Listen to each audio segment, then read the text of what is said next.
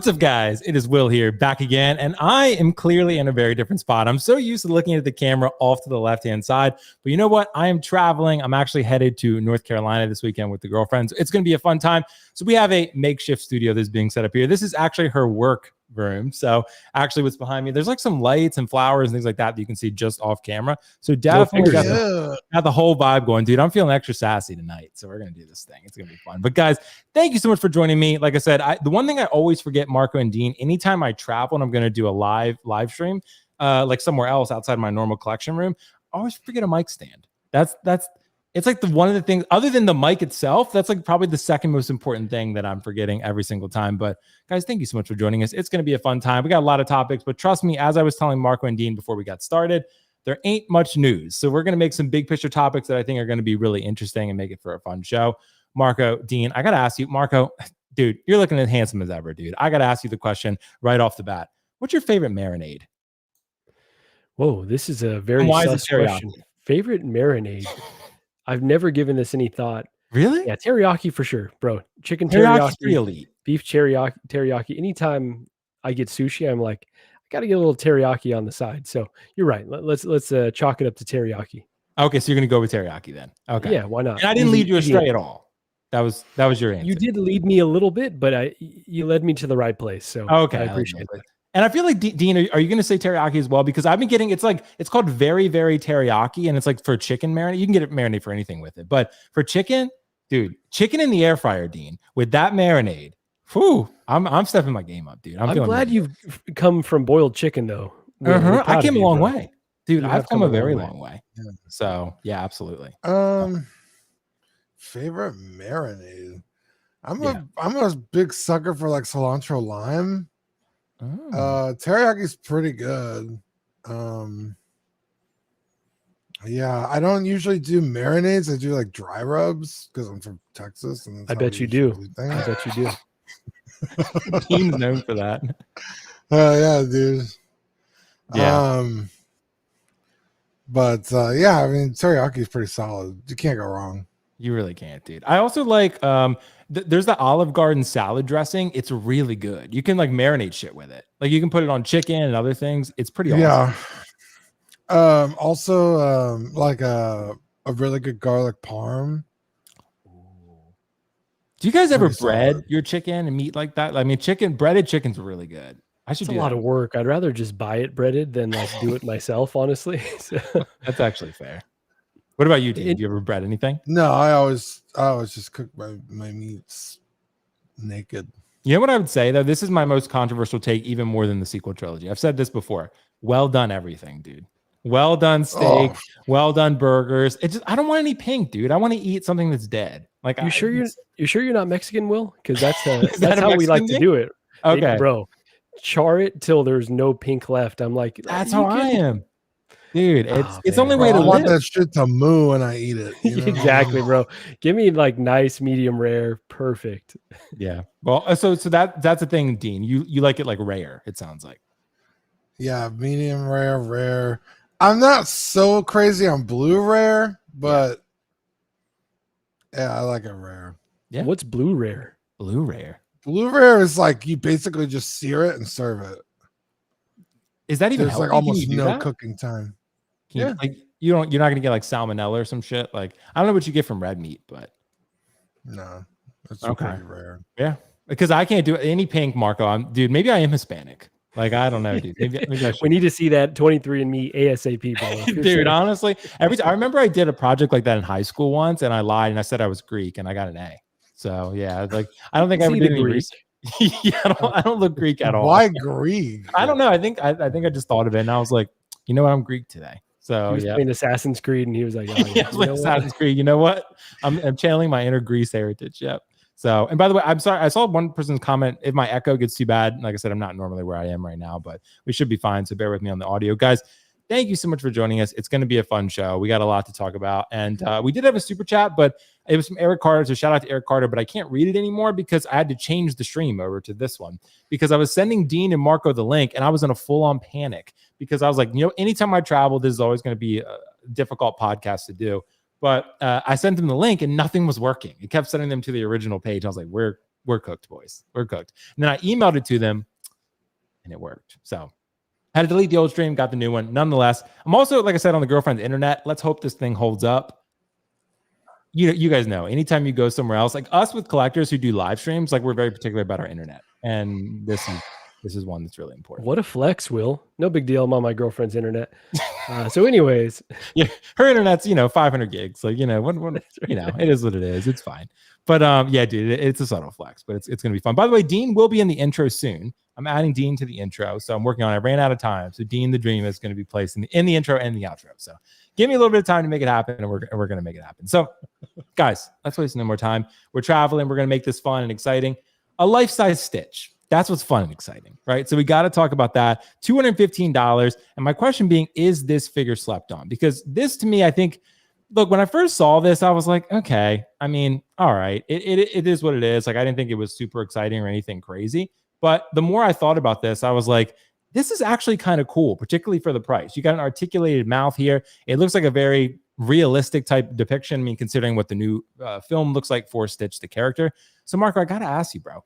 Is this figure being slept on? Because we got Grogu in a bag, but now we got Stitch on a surfboard. So I need your thoughts on this. No, I don't think it's being slept on, honestly. I've actually seen like a fair amount of buzz around this figure, at least in the circles that I frequent. And yeah, I think people are like pretty hyped about this. I don't think I realized how many Lilo and Stitch fans there were, but I'm seeing people like very excited by this announcement. And I will say, when I first started collecting 1/6 figures, they did that life-size Grogu. Obviously, Sideshow did one, Hot Toys did one, and I thought, doesn't really belong in my collection. I like the figures, but with this most recent Grogu announcement from Hot Toys, the price was cheap enough, and the same thing with this, where I'm like, okay, you kind of got me thinking, like, would I add something that's outside of kind of what I normally collect? The only problem is I've never seen Lilo and Stitch. I've never seen the original cartoon. So I was like, it looks incredible. Like, would this be considered flocked? Maybe, it kind of looks like a towel material almost. It does kind of, doesn't it? I didn't think about that. Which I'd love to see translated to like more 1/6 figures.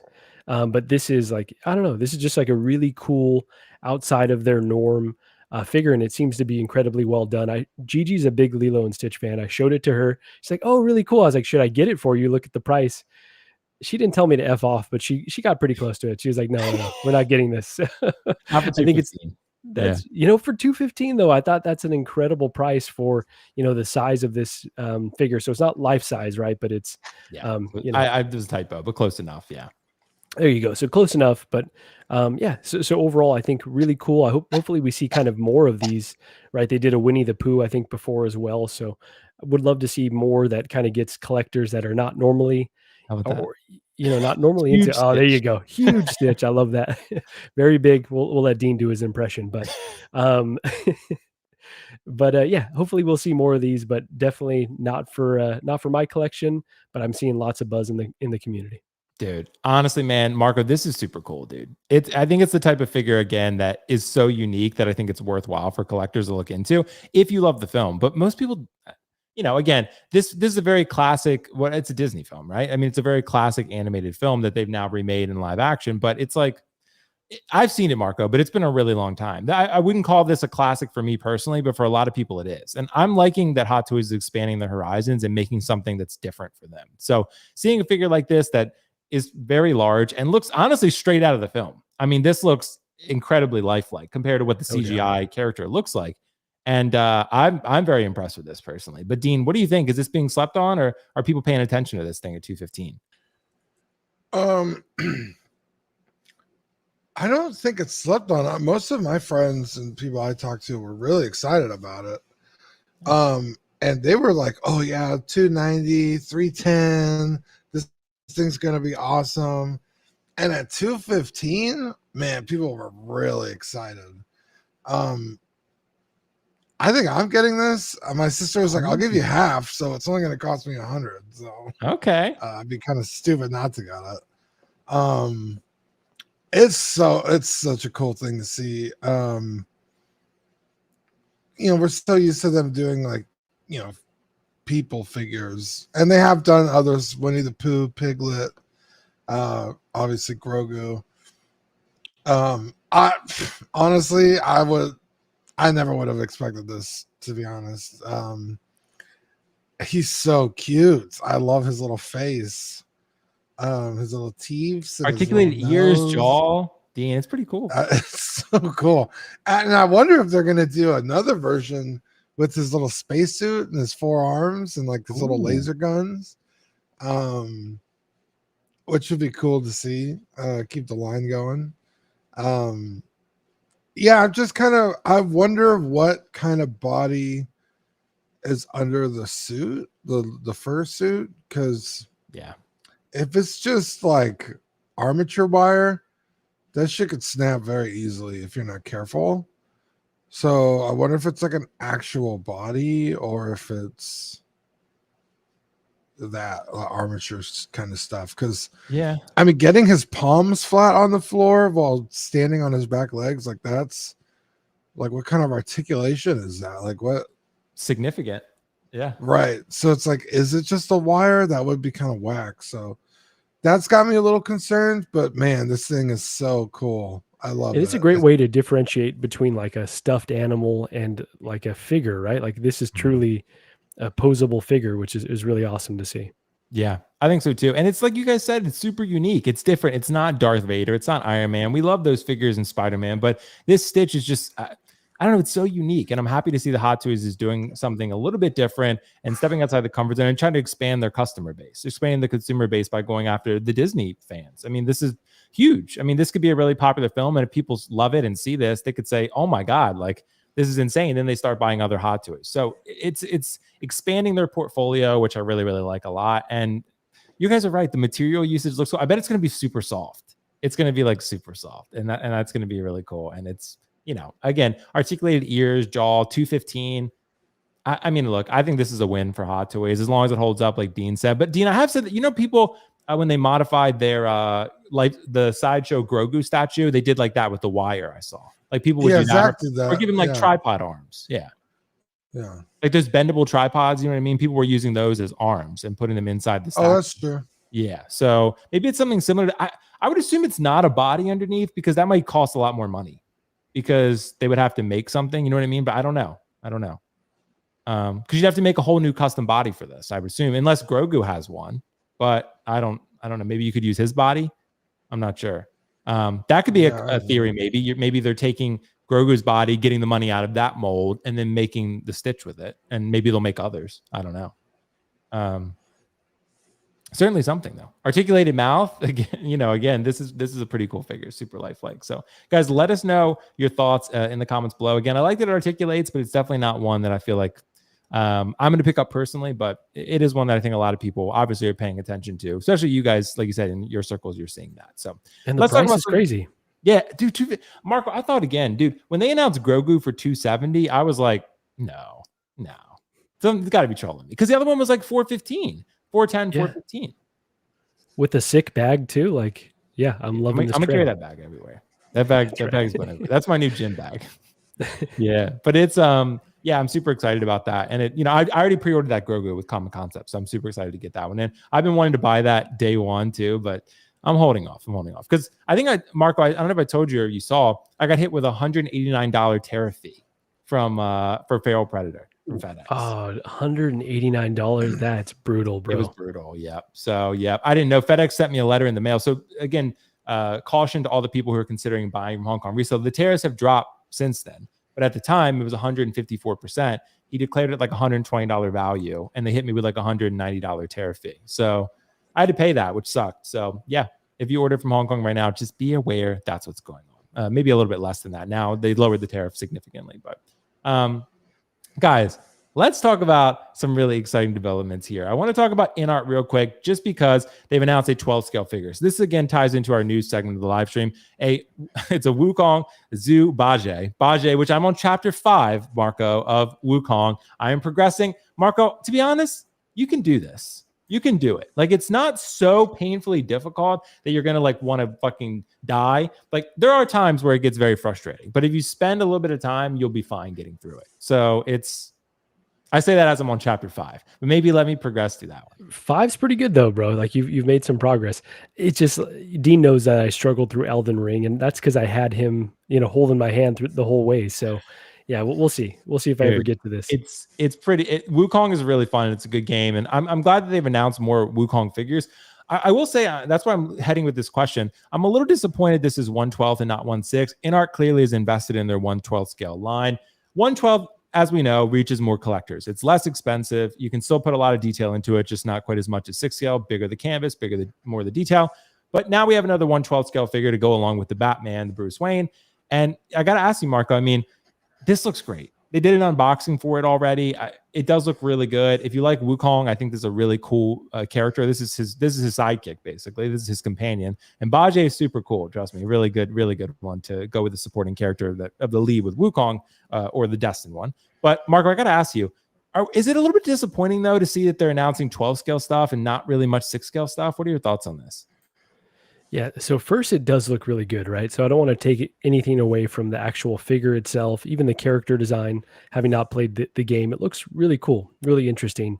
But InArt, like, guys, come on, we gotta do a little bit better here in terms of messaging to your consumers, because there was a 1/12 line, it was more fig. Now this is InArt 1/12.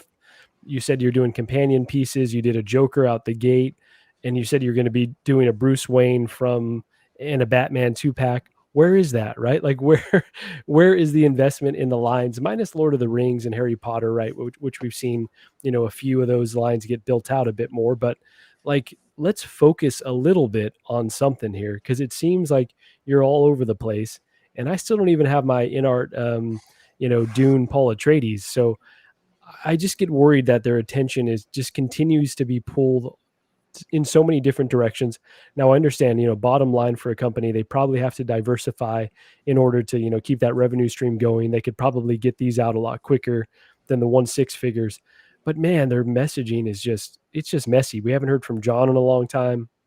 It's like we need some reinvigoration from, their crew, and kind of a roadmap in terms of, should I even bother investing into a line? The Hot Toys Joker has come out. It's kind of I just got the sculpted version, and it's kind of way better than my InArt Jokers that I got. And I got, the rooted 2-pack. I got a sculpted Joker. And so I don't know, like I'm feeling a little discouraged by just the lack of messaging and their lack of focus, but they continue to put out really good products. So that's why I'll continue to invest in them. But I just, they discourage me with the lack of communication. Yeah, I think that's fair, Marco. I think they've said though that they wanted to do more Wukong figures, but I did not expect that this one would be 1/12 personally. And I think we're totally. Again, this 1/12 line, I think it has a lot of potential from a business standpoint to make them a lot of money, because again, you're making a product that I don't think the 1/12 scale community has seen to this degree before. I mean, you have Mafex, and what are the other ones? Like the 1/12 scale ones, like the higher end ones, like figure arts, right? That are very good. But I do think these are next level from my experience, from what I've seen. I mean, I can tell you, as someone who has reviewed that InArt 1/12 scale Batman, that thing is incredible. I mean, it's really, really good for a 12 scale figure. And I almost picked this one up myself because it's really, really good. But I want this character in 1/6 scale, because I already got Wukong and I'm loving the game. So I really want Bajie, but I just don't know. I just don't feel like this one's necessarily going to be for me. But again, they're trying to entice a new market. I get that. But I'm with you, Marco. I'm a little disappointed that I'm seeing so little from them in the 1/6 scale game. Like, we got Snape and like Wukong, I think, and that's really been mostly it that's been announced this year. It's been very, very little. And we're almost halfway through the year now. So it's definitely concerning to me, to the point where I'm like, okay, we had a topic about it a couple weeks ago. It's, it's concerning to see more 12 scale and just really not a lot of communication. But I know, Marco, you will get your Paul Atreides. Like, that's shipping sometime soon. I know some people already got their shipping notice. So the batches are taking a little while. But still, Dean, I got to let you jump in, dude. Are we a little disappointed despite how good this looks? Marco is right. They're releasing great products, but it's just some of the other stuff in the process that's a little bit concerning. But Dean, what do you think about a 12 scale announcement instead of 1/6? Yeah, I mean, we've known they were going to do 1/12 scale for a while now. Yeah. And the Batman came out of nowhere and was immediately available, which was kind of crazy. It was almost like shadow drops. Like, what the hell? Usually, pre-order goes up, you wait a year and then you get it. But the Batman was like immediately available. So it is a little disappointing for everyone who was like, well, what happened to your roadmap? Like, you were supposed to be doing all these figures, 10 figures a year or whatever it was. And now you're pivoting to 1/12, but it's only the second one. So, if they kept announcing 1/12 stuff, like,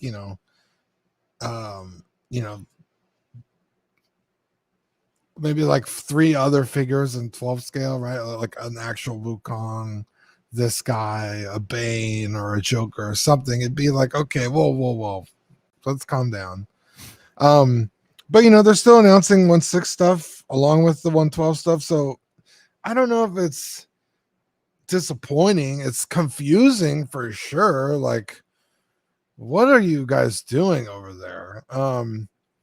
But I mean, there hasn't really been a dip in quality, right? They keep releasing bangers. So I don't know. It's got me more excited than disappointing. But yeah, I am a little like, you're going to lead your Wukong line with this guy and that. I mean, I haven't played the game, so I don't know how important this guy is, but you figure they would lead with Wukong. Right. And I guess maybe they did that with 1/6 scale and they were like, okay, let's throw that one out there. But again, you're right, Dean. If you're going to do the 1/12 scale, why not throw Wukong out there and then put Bajie maybe shortly after in a pre-order? It's kind of like what they did with Harry Potter, right? Where they put Harry Potter up for pre-order. And then way later, after a lot of people didn't order it, they said, okay, let's do a Ron and Hermione. And by that point, you can't really get Harry. So it really should have been those 3 should have been closer in pre-order windows. So people could say, okay, I'm going to get the line instead of missing and passing because they didn't know if there were going to be any others besides Harry Potter, and now there's others and people missed out. So and are these on a global license? I don't think so. No, I saw Kit was, I know Kit always sells them regardless, but I don't think this one, I'm not sure if it's global or not, but I didn't see that. But I mean, it's really cheap though. It's like $60 shipped from Kit. I mean, it's very inexpensive, which is really nice, but still at the end of the day, look, I'm happy to see 1/12 scale figures in the market expanding, but at the same time, it's like, I don't know. I mean, it's disappointing to me, I'm going to be honest, because I think this figure looks incredible, but it's just disappointing for, I guess, us as a community who not a lot of us collect 1/12 scale. So to see this, it's kind of like, why not 1/6, or why not do something, I guess, that's a little bit more appealing. But Marco, what do you think about that? Yeah, the opportunity cost, right? If they were doing, plenty of announcements and getting figures out pretty regularly, then we wouldn't have to worry about it. It's like, okay, they could do both, but we don't have the faith that they can do both. And it's like, you've announced this, and then when are we ever going to get another 1/6 announcement? I think that's really the concerning part, right? So we have no issue as 1/6 collectors if they want to dabble in this line, but it feels like it's taking away from figures that not only are we expecting, but that they've told us are coming, right? Like the Wonder Woman. I would be so interested in a Gal Gadot Wonder Woman or Gal Gadot Wonder Woman. I don't know if they ever get around to that. I mean, they probably will announce James Gunn's Wonder Woman before they even announce, that version from InArt. So it's just like the ones that you told us are coming there might not even be a market when they finally are announced. Yeah, it's true. I mean, we really just, and again, you guys are right. They've released a lot of good quality stuff, but at the same time, it's, Hot Toys is just, again, they have different, I guess, goals. InArt's trying to release as premium quality figures as possible. And Hot Toys, I guess, still is at the same time, but they're just much more efficient about it. Again, massively different in terms of their resources and what they're capable of. But at the same time, like if your main competition is running laps around you, I mean, it's like, that's my concern with it. It's like, how much longer is InArt going to be able to survive that? If they're announcing 3-4 figures a year? I think we just thought that would change and it hasn't. And I feel like it's maybe in the second half of the year, we're just going to get a ton. Maybe they're saving them all and something's happening. But right now it's just concerning to see. And I saw the comment, we got Snape 2 weeks ago. We did, but there's really not much this year. Like InArt has barely been in the news. I mean, they've been announcing almost virtually nothing. It's been So yeah, very quiet, but they'll deliver bangers. I'm not, sus of that, but I do think I'm just wondering what's going on with like the pipeline, because, it just, they need to stay, I think they need to stay relevant, and they need to make waves and need to make announcements. And if they're not doing that, again, the reason I'm so invested is because I think they've made Hot Toys better. And without InArt, Marco and Dean, I don't know what that would look like. We would go back artisan to what line wouldn't exist. Yeah, right. It wouldn't. Yeah. So and now artisan lines. Yeah. Oh, go ahead. No, you go ahead. Go ahead. I was going to say I just got my light side Anakin, and I was a little afraid. Right, we saw those prototypes. The hair was all fucked up. When it came, I was like, "This is really good. Like, this is really well done rooted hair." Yeah. We'll see. Knock on wood. Hopefully, we don't have the glue problems. But I've got a lot of faith in that artisan line. That you're right wouldn't exist if it wasn't for InArt. So hopefully they talk to us. Right, InArt advertise themselves as a communication company, and without the communication, they've lost a big selling point of their company. Yeah, I agree. Well, guys, we'll continue again to support InArt and what they do, but again, it's a little bit concerning to me to see that. But we got a couple super chats real quick. Let's address these real quick. Bozo Harry, Will, I've got 3 Module Case DF60s and 3 DF120s to build. Dude, congratulations! I got 3 6110s, a 695, a 655, and a 698 to build. So that's going to be a whole journey. I mean, it's a process for sure. Any tips? Should I do lighting as I go? All that. So to answer the last question first, do lighting at the very end. Everything else done first. Lighting is the last thing that you do, because lighting is going to be a little bit, you can unpull it off. It's sticky, but it's a little bit more permanent. So you definitely want to make sure that is solidified as the last thing you do. Any tips?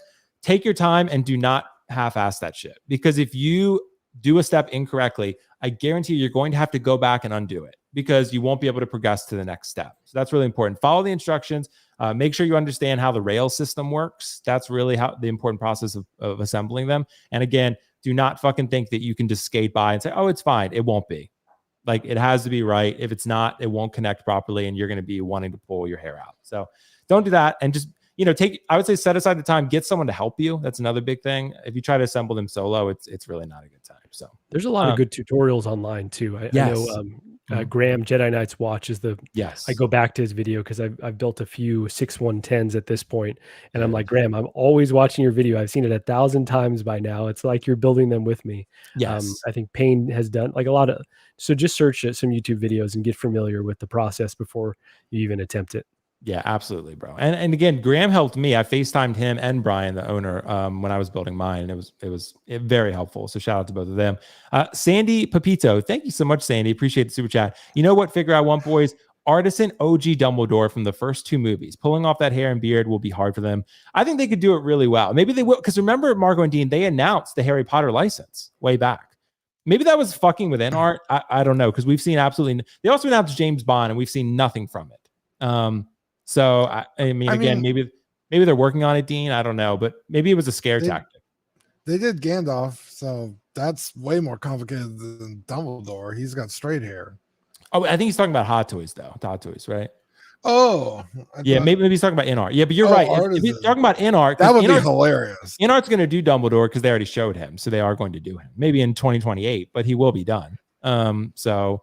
Yeah, Hot Toys has never had the Harry Potter license, so they announced they have it. Amazing. Yeah, they announced they have. Did they? Yeah, wow. That was. You remember that? What was that like? It was like a year ago, wasn't it? Like, yeah, wow. It was a while ago. Yeah, it was a while ago. They had that, and then like I said, James Bond, and they did announce Squid Game. Remember, and we were like, oh, we're only going to get cost babies. And I was like, I think we might get a figure or 2, and we did. So I hope we get more, but. Let's see. Let's keep it rolling, guys. We're going to continue this conversation. You know what we got to talk about? All the rage. The #1 bestseller, Darth Vader. So we talked about this a little bit last week, but I wanted to take the time to compare all the Darth Vaders, at least the relevant ones. There are a lot of different ones. I know Dean has built the ultimate Darth Vader. He has assembled the ultimate definitive custom Darth Vader with all the different parts from different versions of different figures. But I wanted to ask the question, Marco, I got to start with you. Is the Revenge of the Sith Deluxe with the table worth it? And is Kenobi still goated? Because Kenobi objectively is goated Darth Vader. Until now, maybe, because we've gotten some really good offerings lately. I mean, the battle damage you can see in the very far right. And of course, you got the Revenge of the Sith on the table in the bottom. Rogue One, Kenobi, the Return of the Jedi, Empire, and then I put the Tarkin 2-pack Vader in there as well. There are so many good ones. Like, pick your favorite. But Marco, these new ones are nylon. That's big to people, right? I mean, you got the Revenge of the Sith and the battle damage Vader are nylon. That's huge. You got the cape with the battle damage. So is Revenge of the Sith worth it, Marco, for what it's going for, the deluxe with 500? And is it that much better than all the other ones that exist? What are your thoughts? I will say it's worth it, right? It's a very high price for sure.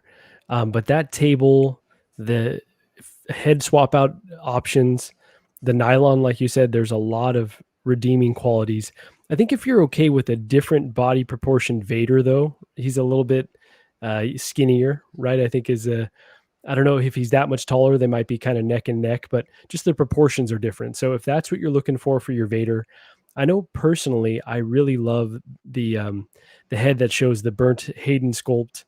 That's how I plan to display it with the table in the background. I want to put it next to my artisan Anakin as well. So I think if you've got a plan for how to incorporate that table, it could be a beautiful piece, but not everyone has the space to, accommodate a piece like that. So I think, it's just going to be display dependent, but man, this is every time you think like, I might not need another Vader, they give you reasons to go get another Vader. So I've got the Obi-Wan, and I did not like that Obi-Wan show at all, but that scene where they battle is like, okay, this should have just been a movie. This should have been like the main battle of a movie. Oh God, young Princess Leia still upsets me. It still haunts us to this day. Yeah. So bad, but yeah. So I am happy that they're giving us so many options. I will say I think there's room for a lot of collections for multiple Vaders, because you can get so many different looks. I know I've got Return of the Jedi. He's kind of my standard Vader. I've got the Kenobi with the broken helmet, which looks incredible in my eyes, and then I'm going to get this one and display it with this sculpt in the table in the background. So I know personally I can, explore those opportunity costs and be like, okay, if I'm getting another Vader, that means, maybe one less Joker, but I'm okay with that. So I think this is it's amazing. And, there's probably a lot more to come, right? They found a market with these Vaders and they're not stopping. So dude, why would they, Marco? It's funny because, and I get some comments every now and then, and I understand where people are coming from. They're like, oh my God, another Darth Vader. Why would Hot Toys do that? It's the #1 bestseller. Like, I mean, you know why? Because Darth Vader is the most popular Star Wars character of all time. I mean, he's one of the most popular characters ever. I mean, it's just, top 5 character design on film, though. Just like an incredible character development. Timeless. I mean, I mean, it's just, and this is like, this is the first Darth Vader, really. I mean, this is the Darth Vader where problem, Marco, like I said, is like, it's almost kind of like a complimentary piece, because like if you're only going to have one Vader, if you want to use the table, I don't think you would do that, right? I mean, you would probably, like you said, Hot Toys is making it really difficult. And with my display, I have really important decisions to make. Like I love that Kenobi Vader. It's absolutely one of my favorite figures. And I'm getting the battle damage and this one. So it's like, and I have 2 Anakins, like half my case is going to be Darth Vader and Anakin. Yeah. So it's like, these are the decisions collectors are going to have to make. And this one's so good, you can't pass on it though. Like, it's like, I think so. How do you make it work? Like, yeah. And the battle damage one I slept on for a long time. I was like, do I want this? It's not really tied to any specific film. I ended up passing for now. It does look incredible, but I feel like this has more going for it for my collection personally than that version did. Yeah, dude, it's so fucking good. It's so good. This one, and look, the battle damage one is incredible too. Dean, is the Kenobi version still goated, dude? Because to me, Hiko's probably rolling around in his YouTube grave right now. But I can tell you, the Kenobi version, I love. But this one's so good, Dean. What are your thoughts? I don't think so. I think the battle damage look better than the Kenobi Vader, and this Anakin or almost any other Vader does a better job of being Vader anyway. And you actually get the full-on Hayden Anakin sculpt with the new Vader, whereas the Kenobi Vader, you just get the peak. So I don't think it is. I think it's still a great figure, but goated, I don't think so. Okay, which one's goated then? What would you say? Would you say the goated Vader? Man, that's so tough because like. Probably still Rogue One in your eyes, right, Dean? Rogue One. That's still the definitive. No, I think the definitive Vader is the Tarkin 2-pack Vader. Oh, the New Hope Vader. Okay, gotcha. Yeah, the New Hope Vader with sculpted gloves. I think the figure's amazing. But I mean, you almost can't go wrong with any of them. I mean, to be honest, like I don't particularly like the helmet on the new Vader, but you get a full on clean sculpt. You get the table, like that's the scene, right? Like, Yeah, that scene is so iconic. And then Return of the Jedi when he cuts off Luke, or Empire Strikes Back when he cuts off Luke's hands and he's standing on that little platform, and then Return of the Jedi with the unmasked portrait of I always forget his name, the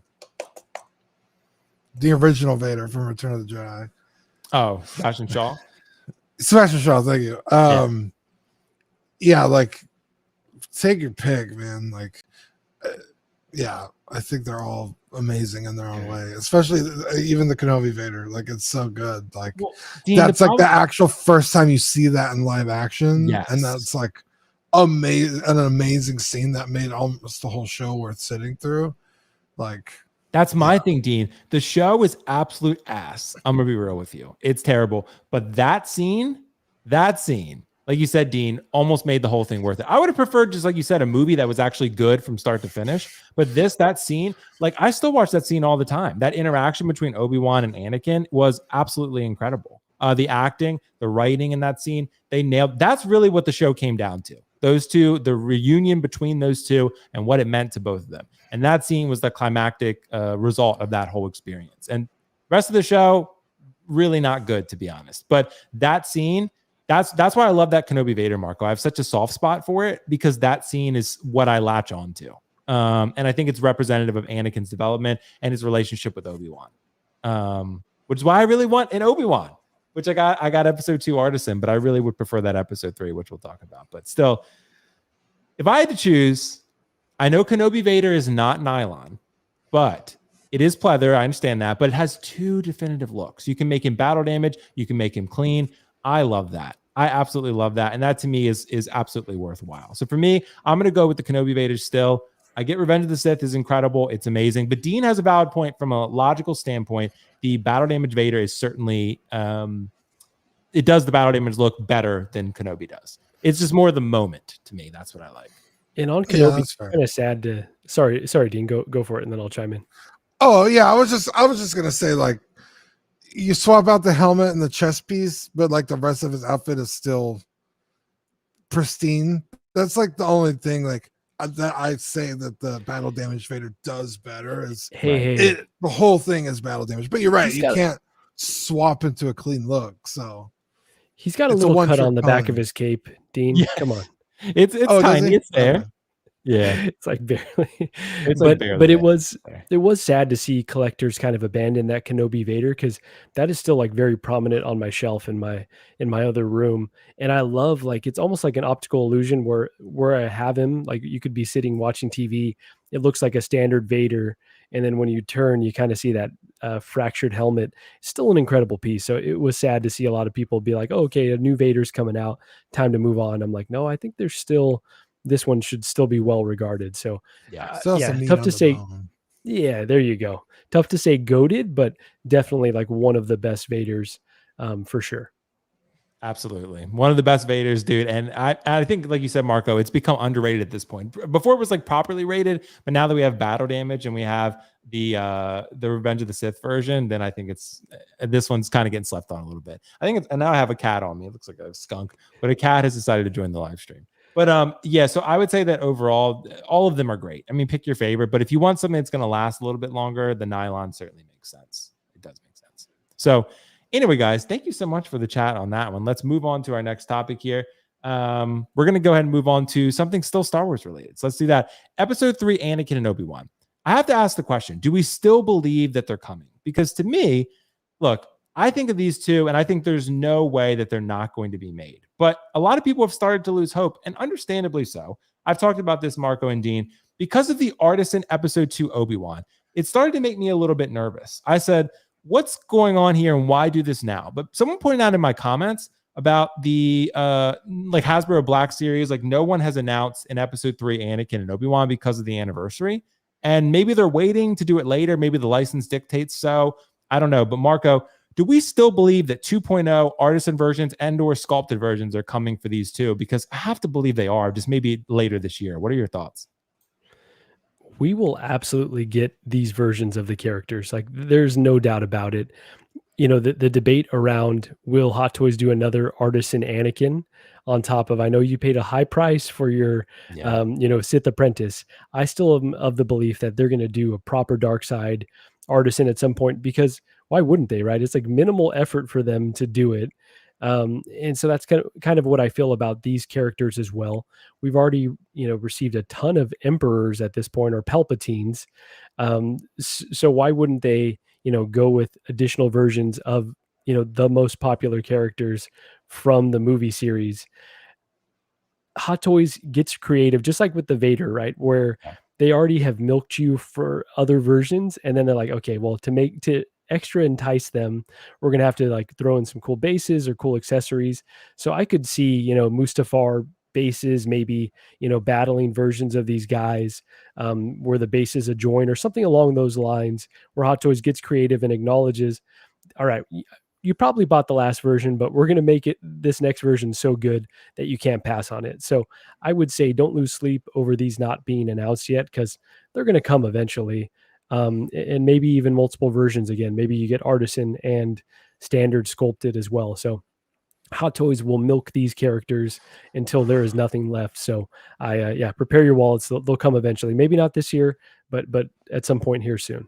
I think so too, bro. I mean, again, it makes way too much business sense to do this, to make Anakin exclusive and not make a sculpted version that is readily available to people. To me, like, why would you do that? I don't understand. There may be some license dictating that you would do that, but it's printing money. I mean, Anakin is Anakin, and you make the Anakin that everyone wants, which is episode 3, then it's going to sell. Like, same with Obi-Wan. I mean, the artisan Obi-Wan still sold out relatively quickly for episode 2, but you make episode 3 and that thing's definitely going to go fast. I mean, that's the one. I think, Marco, my theory is starting to become this. I think they're going to try to do something special, like with these two, where like maybe they have diorama bases that connect to each other, like Mustafar bases or something. Yeah. Like, I think that's something they're going to try to do. Like, I don't think it's going to be a 2-pack where you buy them together necessarily, but I think if you buy them separately and you can connect them and recreate the duel and it lights up, I think something like that is going to happen. Like, that would be my speculation. I think we feel the same way. And those Final Fantasy VII statues that you guys were hot after kind of had the same thought process, right? Where it's like, oh, you kind of want to get all 3 because they have these really cool, this multiplier if you've got both of them as well. So I could totally see Hot Toys doing something similar. I think so too. And they're getting more into the diorama base game typically, at least they have been with some of the artisan figures. So I think it's going to be a thing. But Dean, are you losing hope at all? Or are you still hopeful that these two are going to get produced by Hot Toys 2.0? We got 2 Anakins back to back with the artisans, and then we just got an Obi-Wan. I don't see them doing this year. Wow. Okay. So maybe next year. Maybe. I mean, it's kind of a shame because this is the anniversary year. Like, you would think that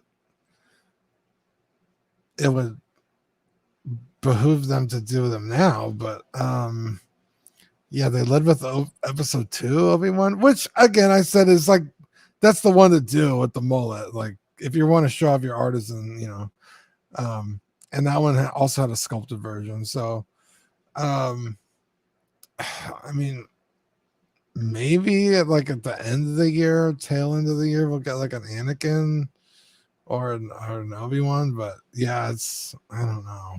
There's already so many this year. I mean, I think, Dean, you're onto something too. But to me, look, I think you got to separate. To me, it makes sense because, yes, people could cancel the episode 2 Obi-Wan if you announce an episode 3 artisan. Yes, that could definitely be a thing. But I think there's also a lot of people that are already kind of dug in and be like, okay, I put the deposit down. Let's just keep that thing, right? And I think what the goal is, because if you announce episode 3 Obi-Wan first, and then you say, okay, we're going to announce episode 2 after, like, no one's going to buy episode 2. Like, that's the problem. So, but if you announce episode 2 first, and then you say, okay, let's get those sales in, and then we announce episode 3 after, that's, I think, where you're going to be getting people to double dip.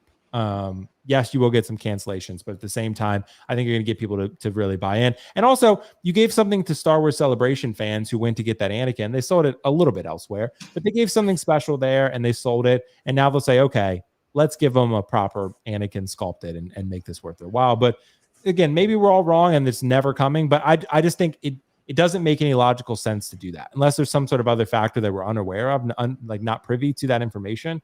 Like what you're printing money with these two. I mean, again, I think Marco, like I said, they're building up something big. That would be my speculation. That just makes way too much sense to give the fans what they want in a market where that's necessary because you have competitors, not in Star Wars, but with 1/6 scale. And, I think it would really be a good time. So anyway, I believe they're coming. I'm still maintaining hope, but I just think they're on the way. Dean might be he might be onto something, Marco, about this happening next year.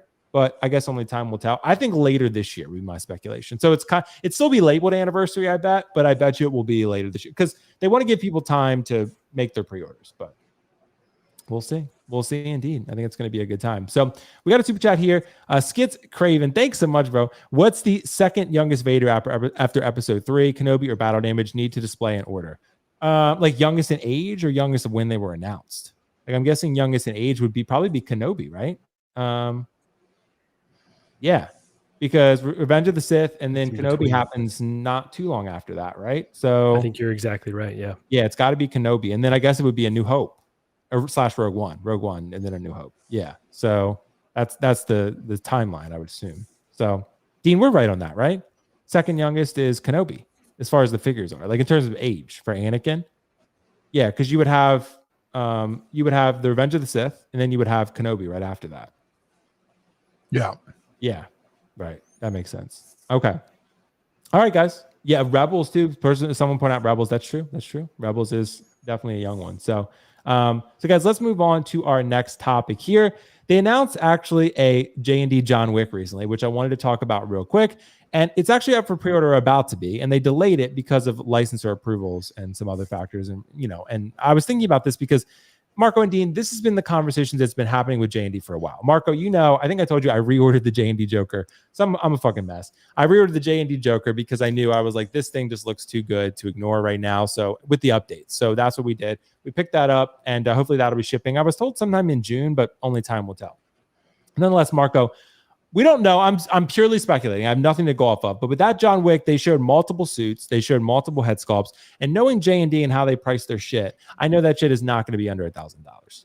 Like there's no way. That Joker I paid a little under $1,000, and it was one figure with one head sculpt. So this is going to be more. And I started to think about this because I got the John Wick Chapter 4 in figure recently from Hot Toys. It's pretty good. Like it's actually a very good figure. It's not perfect, but it's pretty solid, Marco.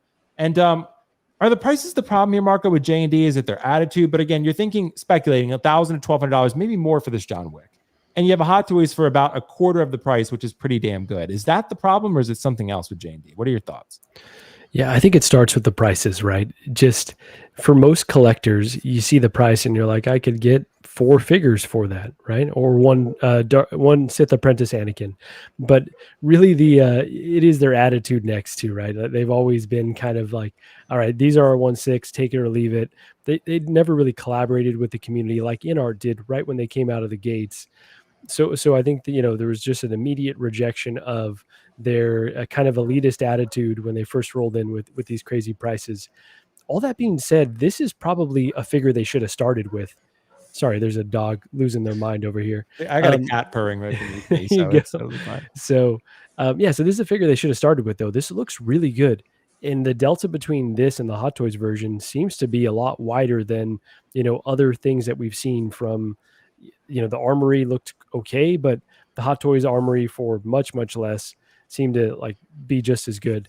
I think with the tailoring, with die-cast weapons, they could really make a mark with this figure. So it's kind of a shame that they didn't come out of the gate with something exactly like this. Because I think for this character, again, you got that high-end tailoring, things that Hot Toys necessarily are not giving you.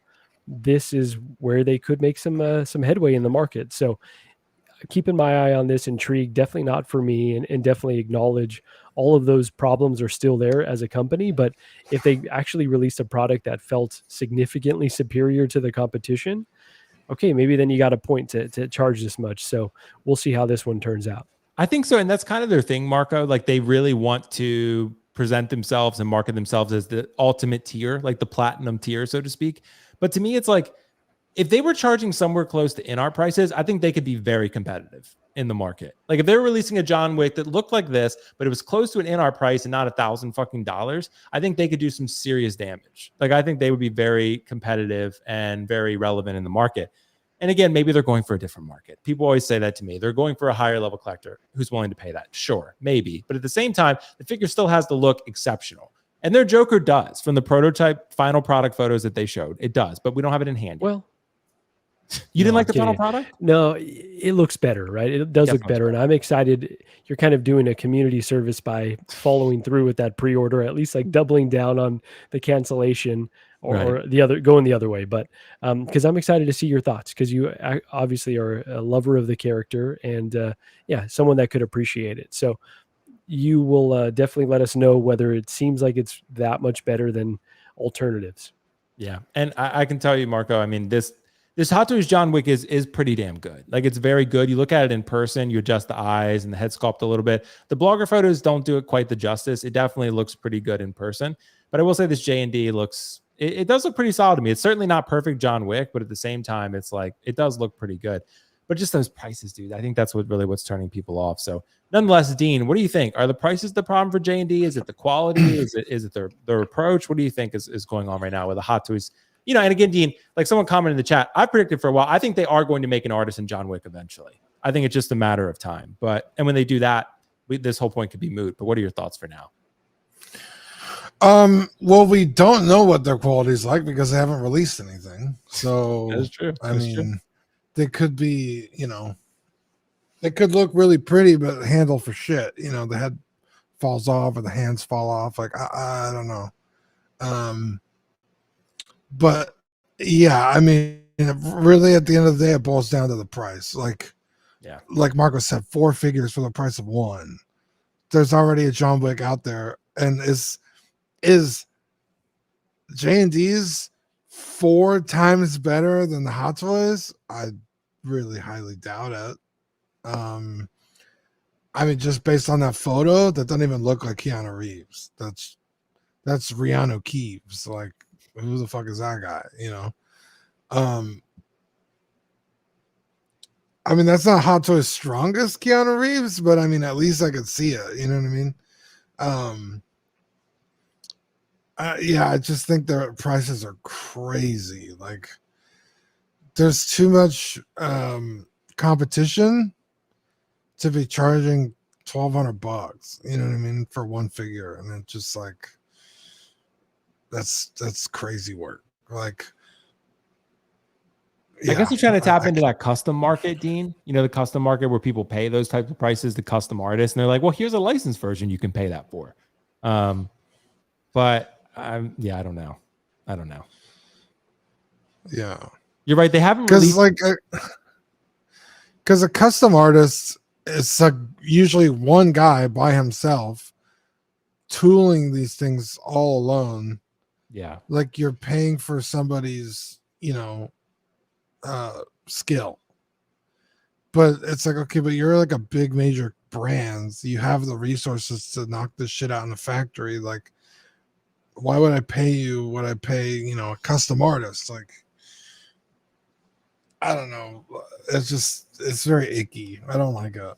Yeah, I get that. And it's definitely not going to be for everyone, which is what I think JND has marketed themselves as, a tier above, and they want to charge. And they did create the Kojin line with sculpted versions, the Kojin Light or whatever it was, with those Harry Potter figures, but those didn't look that great, to be honest. Like, again, Marco, when you look at those compared to the direct competitor, which is InArt for them, the InArt figures look a lot better. So they really did. Yeah, didn't they? Yeah, it's so that's why it's like you're taking on really weird properties where you've got some kind of direct competition. Whereas, again, this one seems perfect for them because they can really do those high-end tailoring, silicone sculpt, really well done rooted hair that Hot Toys is not doing. So I think this is like the perfect character for them to tackle. Whereas the other ones, it's like, yeah, you're kind of not showing your products in the best light, because other companies that are charging significantly less, or maybe just a little less, are kind of eating your lunch. Yeah, that's my thing with it. I mean, it's just, yeah. And we'll see, once JND releases a 1/6 product, maybe we'll change our tune. Like if I can review that Joker and it's absolutely incredible, then I'll be like, okay, cool. Maybe I was wrong. But, you know, I think it looks great, Marco, for the final product, but only time will tell. We'll see. We did get some comments, by the way, I want to address real quick. ACG Tifa. I saw that actually. I did not. I bought the Game Toys version. Dean, you bought Game Toys too, right? Yeah, I didn't like the outfit. I mean, I like the outfit, but like if I'm gonna get a Tifa, I just want like the, you know, Tifa and her fighting Her outfit. normal outfit. Yeah. I thought you were getting life size, Dean. Oh, dude, I saw one the other day and I was like, if I knew people weren't going to call me a fucking pervert for owning one, I totally would. You're afraid of the Tifa's so social cool. social punishment for having Yeah, because fucking Tifa's Okay. amazing. Like that would be She's a fucking great awesome. character, yeah. Yeah, but like she's too sexy, and I don't even trust myself, to be honest. Jesus. That's actually fair. That's actually fair. But yeah, no, I mean, honestly, You're like, Dean, I got it. I'm a little bit worried about that too, because she's a character that is for sure sexualized. There's no doubt about that. But she's also a great character. So she's probably the only figure I'll have in my collection that even looks remotely sexualized. And I'm kind of like, I don't know if I'm going to feel icky about that. I think I'll be fine. I'm sure I'll be all right. But it's definitely one where I'm like, I don't, you know, I don't feel great about it. But still, You just say it's cultural. It's cultural. It's cultural. Exactly. And Tifa's a great character. And FF7 is, you know, obviously one of the best games ever made. So, you know, I know Dean loves his original, which that people consider is the best, one of the best games ever. I really like Remake. Rebirth was great, but Remake is my game. So love that one. But Dean and I are still friends. We're still friends. We Remake love is part of a story. You're not even getting the whole story. Yeah, why I'm about to in a couple years. So Yeah. and they have made it somewhat convoluted, Dean, but at the same time, like Oh, I dig brother. it. Yeah. Very convoluted. I dig it nonetheless. Anyway, guys, let's move on to our next topic here. Let's talk about something that I actually just made a video about, but I want to address a little bit further. Hot Toys bestsellers, overrated and underrated. So I kind of want to play a little bit of a game with this one. I brought up the graphic that I actually made for that video. So when this live stream's over, feel free to check that one out. It's actually a video talking about the top 25 bestsellers, and I ranked them all, which was a fun time. It took me a little bit to make that one, so it was a good time. But these are the top 25 bestsellers as me making this graphic, which was a few days ago. This list is very fluid. It changes all the time. So it could change today when you're looking at it or tomorrow, whatever. But as of when I made this graphic a couple days ago, these are the top 25. So Marco, I got to ask you, bro, on this list, based on what you're seeing, top 25 best-selling pre-order. By the way, Feral Predator is technically still on pre-order. He has released, but Sideshow has not released him, so they got him on PO. These are the top 25 bestsellers. So Marco, what do you see here that jumps out to you as some overrated and underrated figures that either people are sleeping on or maybe overhyping a bit? What are your thoughts? I always love when you get to see them kind of spread out like this, because you just acknowledge that it's such a good time to be a 1/6 scale collector. Obviously, we're facing tariffs and other, scary stuff, but man, there's just like such good products that get put up for pre-order. It's like we're really eating right now. So, kind of overrated. Let me start with the negative first. I think Jar Jar. Like the fact that anyone was excited over Jar Jar, and I know, shout out to my boy Jose Plus was like, "Come on, man, Jar Jar." I was like, "No, like, absolutely not." I get it's an interesting character design. There's people that grew up, that are a little bit younger than me that maybe have a more affection for the character, but Jar Jar just doesn't do it for me. The dueling Vader, especially after this most recent Vader announcement, it's like, man, that one is just, again, it's an exclusive. It was the perfect one for an exclusive, but yeah, no. Kiko loves that thing. Are you surprised? He also bought that the terrible fucking Batman, the Blue Bale Man. Yeah. He also bought when he bought the Concept Mall. He loves it. Yeah. He kept raving to me about it. He was like, dude, people are sleeping on Dueling Effects Vader and Darth. I was like, you're fucking crazy. This is the holy trinity of shitty figures. But you know what? Again, if you enjoy it, like that's I mean it's that's right. But those are especially bad in my eyes. So let's see, those are overrated for sure. Underrated, that Scarecrow. That Scarecrow like gave us everything we could possibly want from that. I know that was kind of like a dream figure of mine, and they really, come through with the Cillian Murphy head sculpt. Oh man, cannot wait to have that.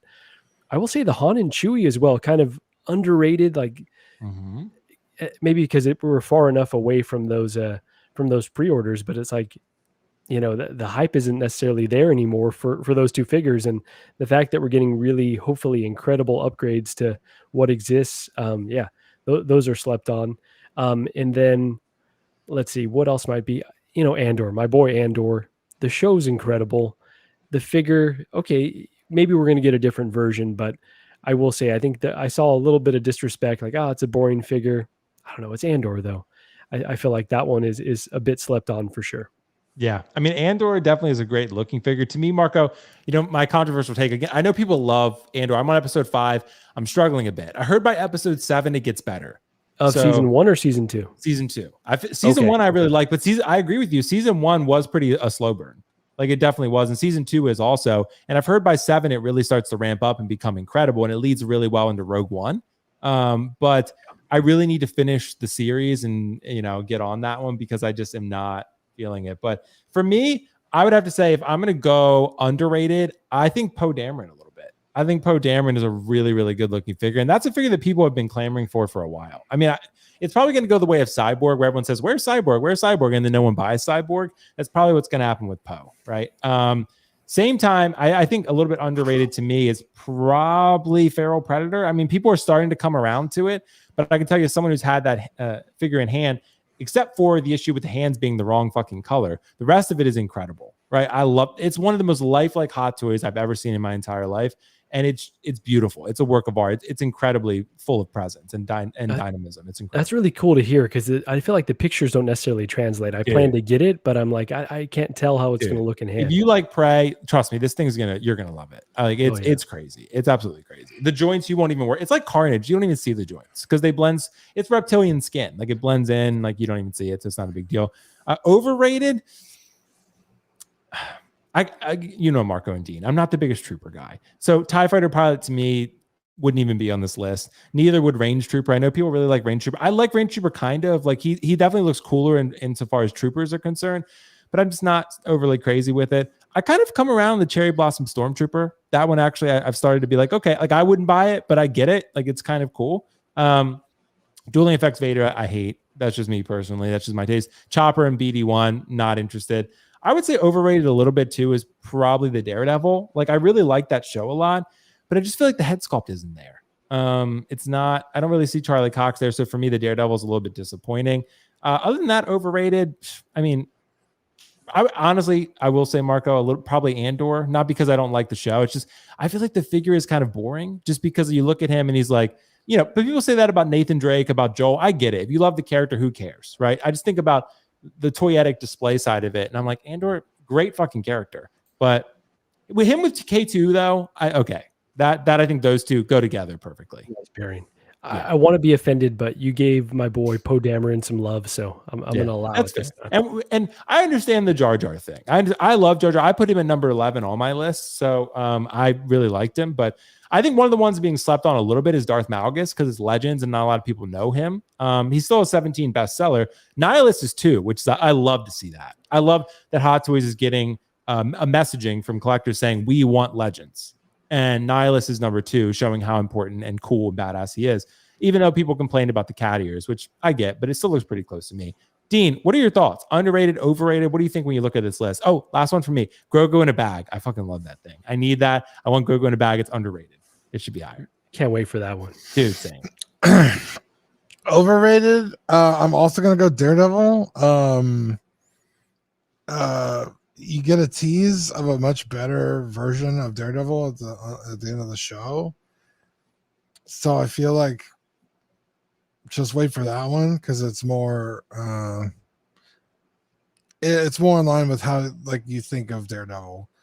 Poe Dameron also very overrated. I think if this figure came out, fucking 10 years ago, would have been great. Now it's just kind of like too little, too late. Like that trilogy for me personally is just turned into such dog water that like I don't even want to look at Poe. And I love that character, but I don't like the less I'm reminded of it, the better. You know what I mean? Underrated, brother. The fucking TIE Pilot is the most underrated figure on this list, brother. Really? You need the TIE Pilot to fill in those holes in your collection. Just fucking Wow, you're filling holes? I'm filling the hole, just shove it in the hole. And, Okay, because I'm not the biggest trooper Um, pilot guy. So besides Poe, but he's not a trooper. yeah, I mean, for me, again, I can only speak for myself. When I do dabble in other Star Wars stuff, but for my collection, it's heavily focused on A New Hope, and that's one of the troopers you need from A New Hope. That, the Death Star gunner, the Death Star pilot, or not the Death Star pilot, the what are they called? The Death Squad trooper or something. Yeah, the dude who's been on in the boneyard for like 10 years. And then this guy. And so the fact that he's coming out is like a huge, to me, is a really big deal. I would also say Commander Wolf right there at the end, number 25. He was like a $600-700 figure on the secondary market from Sideshow. So the fact that we're getting Wolf also is like a huge like sigh of relief for a lot of people. Like, finally I can add Wolf to my collection and he's not going to cost an arm and a leg. Yeah. That's really cool to me. Yeah, I think Andor, K2SO, those are not overrated and not underrated. I think they're perfect. Like, people are like, yes, like this is, I've wanted, like, for me, I didn't buy the last K2SO because Andor wasn't around. It was like, you could pair him with Jin, but like they're the duo, right? So the fact that Andor's coming back, or not coming back, but coming, and they're bringing K2SO back, that's really cool to see. The Jenna Ortega of this list, right? Just properly rated. Yeah, properly rated. Yeah, Jenna Ortega. Yeah, that's fair. Jar Jar being so ugly, he's cute. Marco, it's like me. My man. Love him or hate him, he's a pretty iconic Star Wars. Right kind of in the middle of the list is, that makes a lot of sense to me. Nihilus and Malgus, those are really cool. Properly hyped, I feel like. Nihilus, I would argue, is a much more iconic character than Malgus. Not a whole lot of people played SWTOR, the online Star Wars game, but if you did, Malgus is pretty hyped. So glad collectors are getting one of those. The old Sideshow Malgus is not a terrible figure, so excited to see how the Hot Toys one turns out. So it's a pretty solid list. Dude, super solid list. And I would say, I saw the comment, Wolverine being at 19. I think that's just because he's been on pre-order for a really long time, and some of the hotter ones, the newer ones, are sliding up a bit. On the list. Also, like, I feel like they really didn't do the figure justice, because there's like the other version to get, which kind of complements this one, and then they took away the shirtless version of it, and it's kind of confusing people. We don't know. Maybe they did, but they took the pictures down, which was odd. Right. For Star Trek Wolverine, the pictures were removed, so I'm not sure what's going on there, but still, I mean, I think you're right though, Dean. A lot of these are properly rated. I think the top 4 to 5 are pretty good. I mean, I think Vader being number 1, no one's shocked there. Palpatine at 3 again. Nihilus is a little bit surprising to me to be that high. I'm thrilled he's there, and I'm getting him. I already pre-ordered him because I couldn't wait to pre-order him. But again, Grogu in a bag. I'm not sure why people don't care about Grogu in a bag. Like, I'm not sure, because I guess because Dean, they was already made before, and Mando season 3 sucked. Is that what it was? I think that they pushed Grogu on everybody so aggressively that people are like, I get it, he's cute. Like, can we stop with this, please? Like, I mean, he was everywhere. Once they announced him on the show, it was like merchandise after merchandise. It was like, oh my God, I'm sick of seeing this little green baby Yoda. Like, right. Yeah, he was everywhere. He was on like pillows. He was on fucking coffee mugs, water bottles, cereal. Like he was and everything. Mando was certainly a cultural phenomenon. I think people forget about that because of season 3, but season 1 and 2, like Mando was certainly a cultural phenomenon. Like, it became a big thing, a really helpful thing for Star Wars. And if the movie's great, then we'll have this conversation again. But I mean, I think if the movie ends up being great, they'll probably end up making another life-size Grogu. I mean, No doubt about it. Yeah, I mean, they're like you said, Marco and Dean, they're going to keep milking this franchise as much as they can, and certainly Grogu has the cute factor, so they're going to keep making him. But I will say, this new one looks way better than the old one. That was like 1.5 times the price. The seams on the ears alone, right? Like you just That's correct huge. that in the jaw issue, and you've got a good product. Like, and again, I'm glad that people want articulation, but that was so unnecessary. Like swappable ears. Like, do you really need? I'd rather the figure look better. Like, I'd rather it look better than have swappable ears. Like, I don't really need that.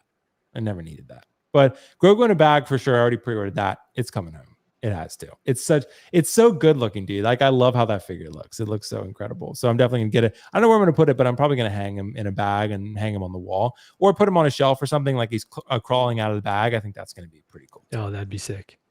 Gonna be pretty cool, man. Pretty cool. So let's talk about a third-party figure real quick. This is something that I saw pop up recently. It was sent to me by Renz, the artist, and I wanted to show people this. It's actually a Planet of the Apes figure, Koba, which was interesting because I think the Caesar got announced from my recollection a little while back, and now we have another version from Hellcat. This is actually up on 1/6 Kit. I think it's $169 shipped to 1/6 Kit, from 1/6 Kit to your door. And you can always use the code WillFox or any other code you want to use for $10 off. So 169, 159, whatever the case may be.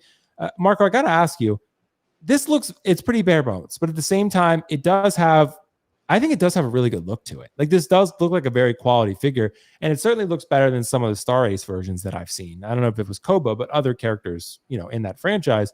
And look, Planet of the Apes is a popular IP. A lot of people went to see those movies. They really enjoyed them. They were well made. So Marco, what do you think? For a third-party figure, is this figure worthy of $169 in your eyes? What do you think? I'll be honest, there's just too much. You just had that list up, and there's so many amazing figures that are dropping from Hot Toys alone. You add in whatever InArt potentially does. I don't know that there's a ton of room for a lot of third party, I'll call them distractions, unless you 100% love, that's a the good Apes word movies. for them, honestly. Yeah, I'm sure I picked that up somewhere. So I'm not sure that's an original thought, but it does feel like, all right, we got a finite budget. There's so many really, really good licensed products dropping. I don't know Hellcat Studios, so help me out in the chat, or Will or Dean, if you know what they've done before. But so it's hard to trust. All that being said, the protos do look good. Like, it does look cool. I really did enjoy the last trilogy of films. I haven't seen the most recent one.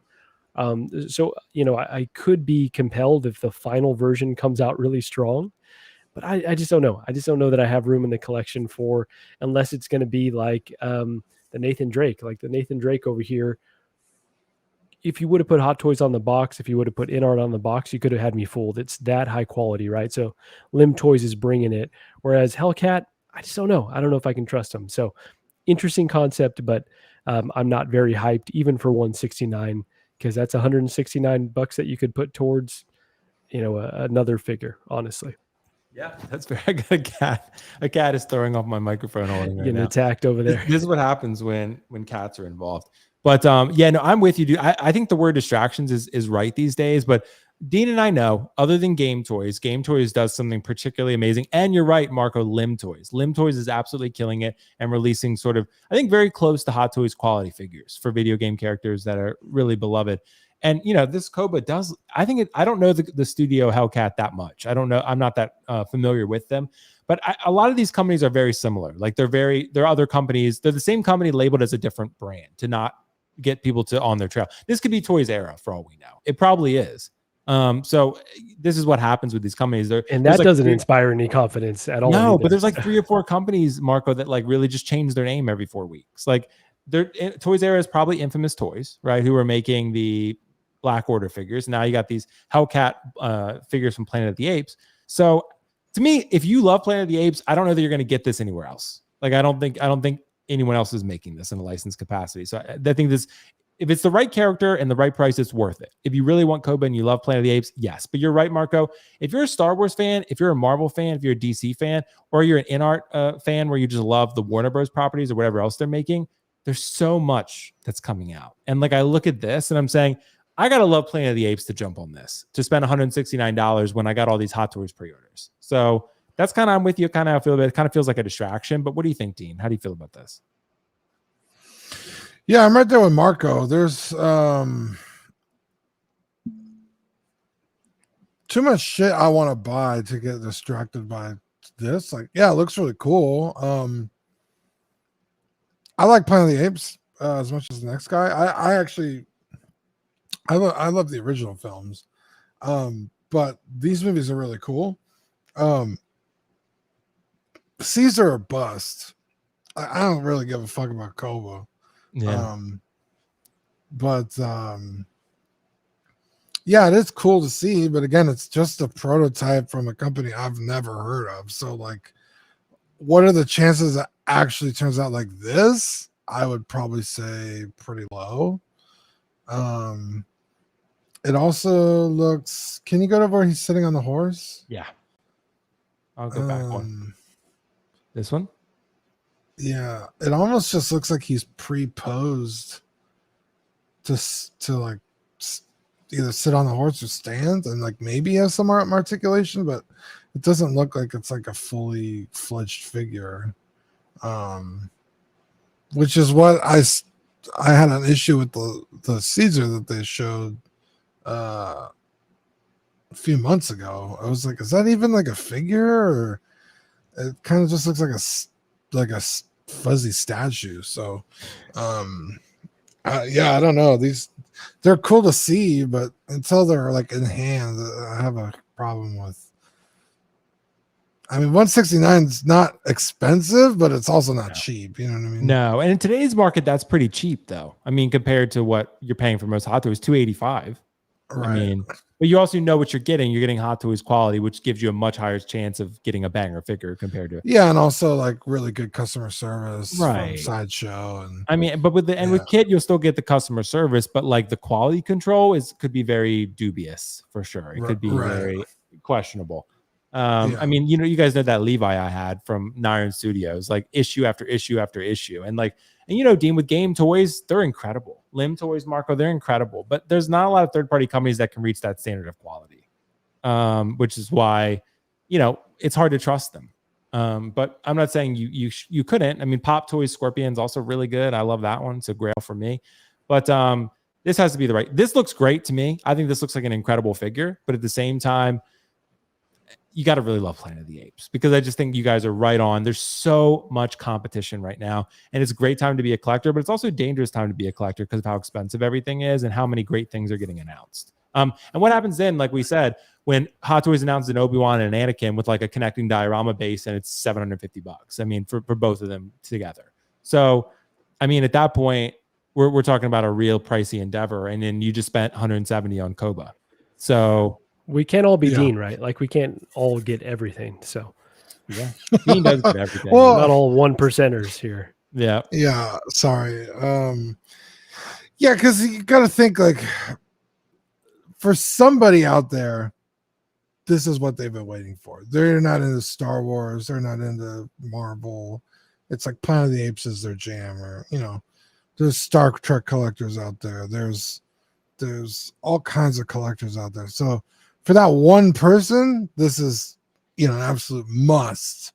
Yeah. But yeah, for me or you or Marco, it's like, yeah, it's cool. I wouldn't mind owning it, but I'd much rather put that 170 towards something else. Right. I totally get that. That's kind of how I feel about it. Like, there's just so many other things with competing priorities that I'm interested in, and that's what's going on. So yeah, no problem, guys. But we're gonna continue on. We're gonna make this continue on with the news that we do have, and I think it's gonna be a good time. Let's talk about some other important topics here.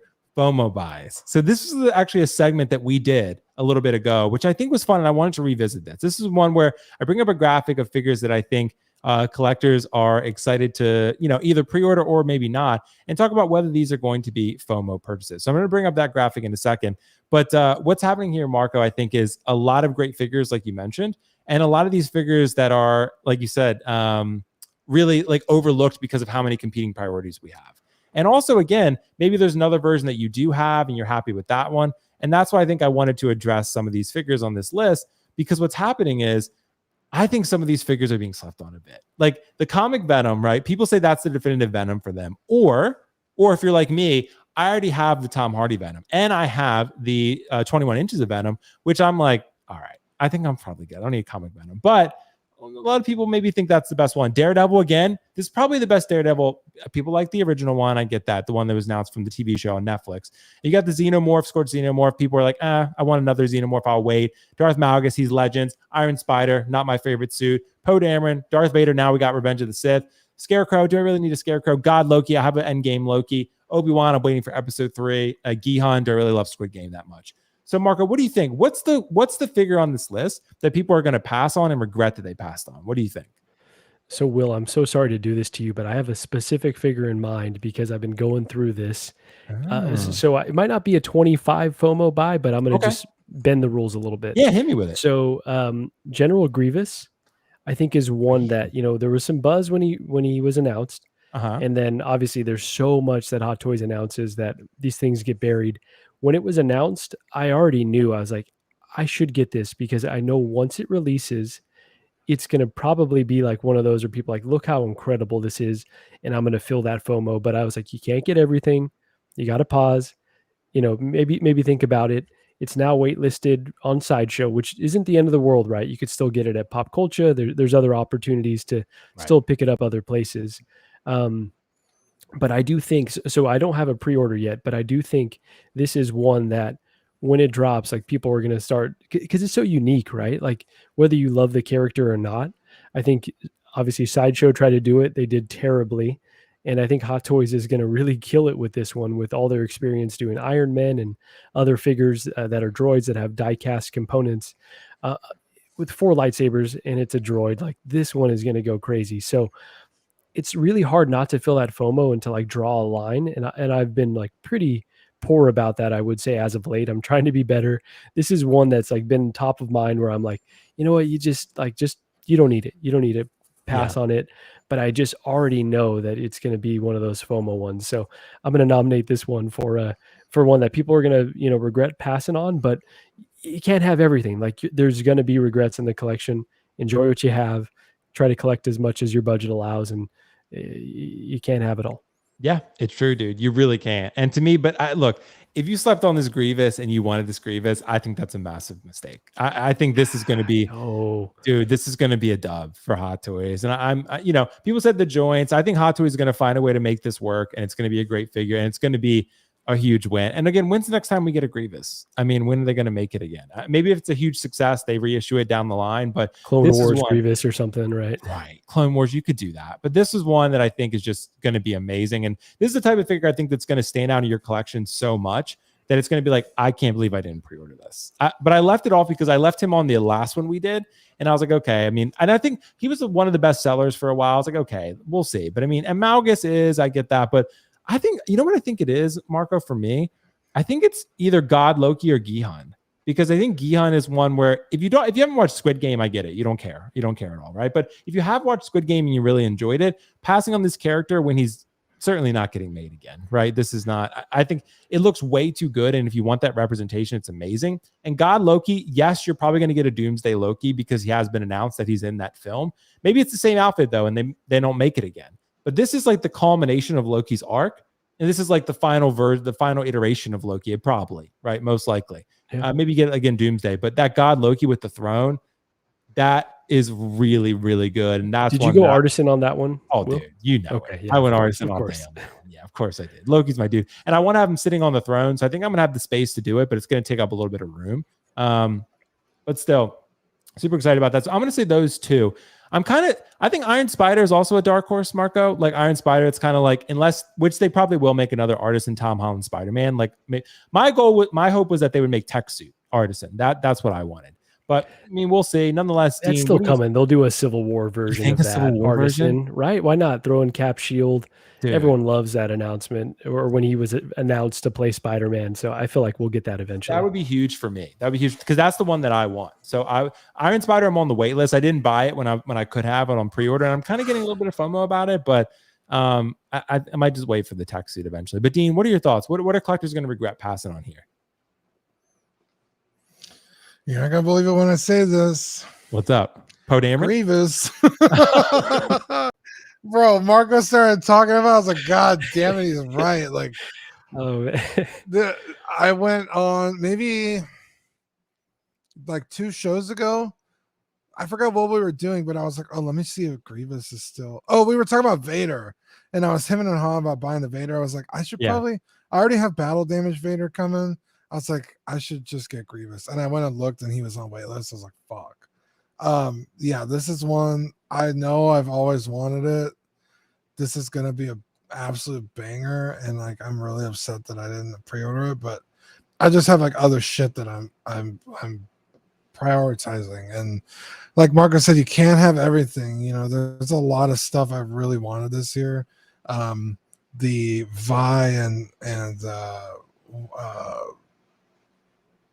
I forgot her name from Arcane. I didn't pre-order those. I really want Andor and K2SO. I didn't pre-order those because I have a big purchase coming next year, and it's like I really need to allocate that money for that, and I can't be distracted by all the cool shit I want. I just have to hope that the prices aren't insane on the aftermarket, because like I'm just gonna have to wait if I ever want to own them. So General Grievous is right up there, and you know, like I said, most of my focus of Star Wars is on A New Hope, but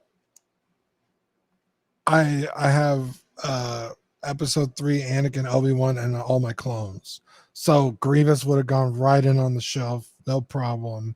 He would still fit into my collection. And yeah, that's one where I'm like, God damn it. Like, I don't know what I'm gonna do, because like I really, really want this. I dare say need it. Yeah. So Dean, not to be... Dean, you didn't order this yet? No. What the fuck? I should have, Marco. We should have like scolded him for this a long time ago, because bro, I'm in the same boat. So not to be an enabler though, Dean, because again, I just was on here saying you can't have everything, but shout out to Pop Culture. They still have them up. You could do, so their payment plans are pretty limited, right? But you do like, you know, basically a non-refundable deposit. And then when it drops, you kind of pay the balance of it. So you could split it up a little bit. You'll get it pretty late, but you still got an opportunity to get him pretty close to retail. So I will say, you know, there's always that opportunity. Yeah. Yeah. I don't like Grievous as much as I like the thing I'm buying next year. Will knows. Yeah. Yeah. So that's fair. It's like I'd much rather secure those and not stress about those than have Grievous. So yeah, if I pick this up, it probably won't be until, you know, December, January of next year. Yeah, priorities are important. Absolutely. I mean, we can't have everything. Yeah. Not even Dean. Dean tries to have everything, but he can't. Not even Big Baller Dean. But you know, I think, yeah. I mean, to me, General Grievous looks absolutely fantastic. I pre-ordered this day one.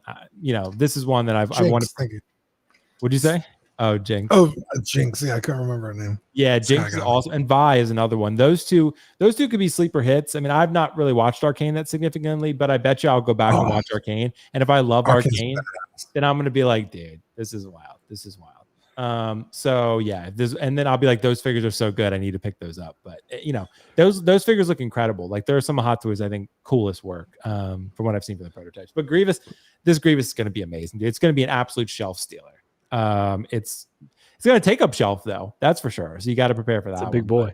Will's like, fuck you guys. I spent all this time making this graphic, and shows a figure that's not even on. The reason I didn't have Grievous 13 because I already had him on there last time. Yeah, I would also agree with you about Sung Gi-hun. Yeah. Because like you said, like we'll probably get Grievous again at some other instance.